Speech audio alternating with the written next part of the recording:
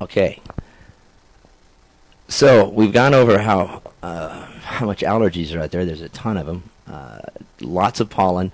I was just out there too, and I saw the olive trees ready to bloom. They haven't bloomed yet. And olive trees are another real bad actor when it comes to pollen. Some of the worst reactions, the worst allergies are brought about by olives and plants related to olives, like Chiananthus and Osmanthus. Osmanthus fragrans is related to, unfortunately, olives, and Osmanthus can be quite allergenic. Another question I had somebody call in. They had literally the neighbor from heck, and they were wondering what they could do about a rather large tree that was overhanging their house from their neighbor. Now, this tree is a Pinus picea, which is a Mediterranean type of pine, and Pinus picea has probably one of the highest failure rates of any pine. So I was helping this gentleman find some stats, and one of the stats I found was on a site, the tree failure site.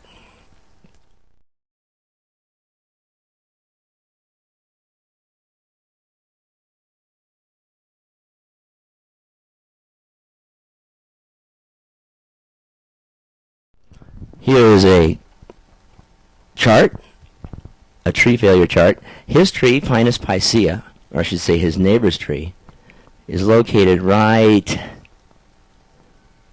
Now you can't really make out the writing on that from what I can see, but Pinus picea is right about there, right in the middle, right about in the middle of that kind of a teal green looking thing. That's Pinus picea, and there's about 143 out of 6,000 failures. So it's one of the higher failure rates of trees on this chart. Pinus picea has also been called the widowmaker. It's got a lot of great nicknames like that. Please do not plant this tree. It's also known as the Italian stone pine. Please do not plant this tree ever. If you have, there's a lot of living Christmas trees that are Pinus picea. If you want to keep it around, just keep it in a container. Do not put it in the ground. You'll live to regret it. They have a very high failure rate. They tend to develop bifurcate or split trunks, and when they do that, they become just even more dangerous.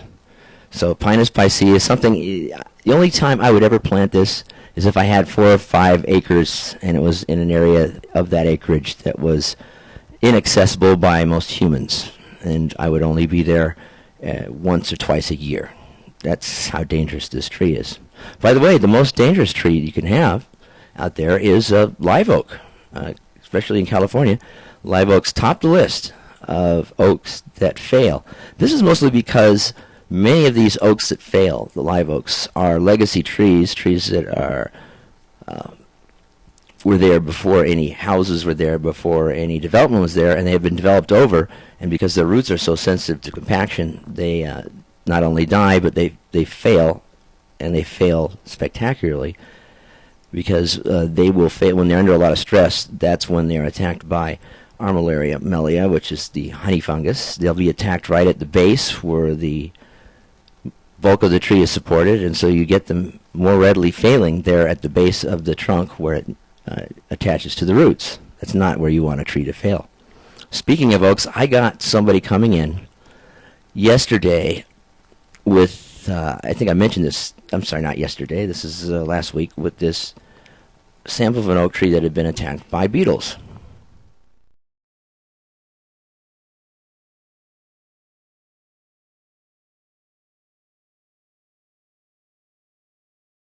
Right here is what you can see is the sampled oak tree. The gentleman took the sample back, so I can't get any closer pictures. But I said I was going to look that up and see if it was possible that it was gold-spotted oak borer.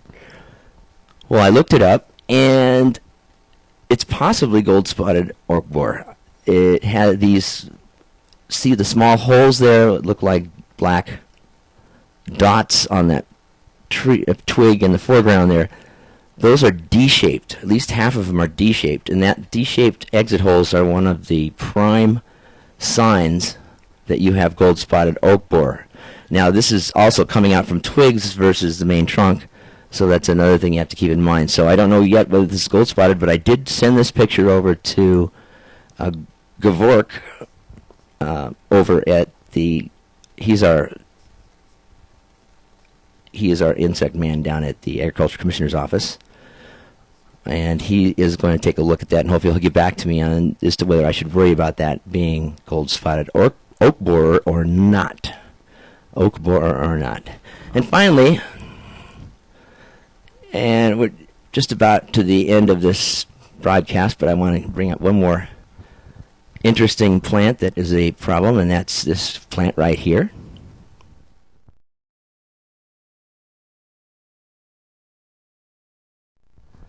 This is a Tupidanthus, and these pictures were sent to me by a gentleman in the Hollywood Hills.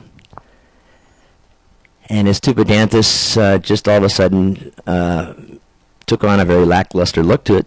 These yellow edges, the brown crisping, and he sent me another picture to show you as well as a different view of this thing.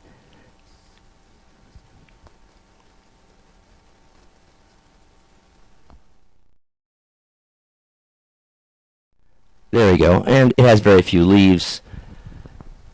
So after a little history of this plant, it turned out that most of this happened to the Tupidanthus right around January and, the wintertime.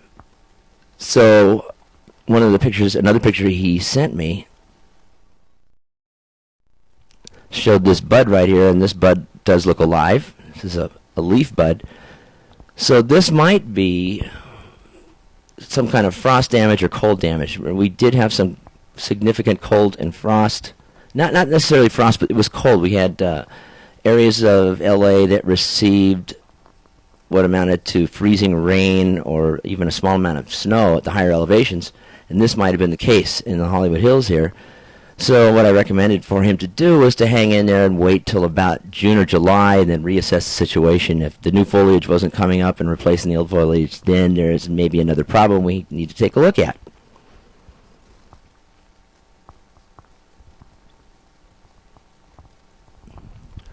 Well, I'd like to thank everybody for tuning in today here at the Questionable Botanist.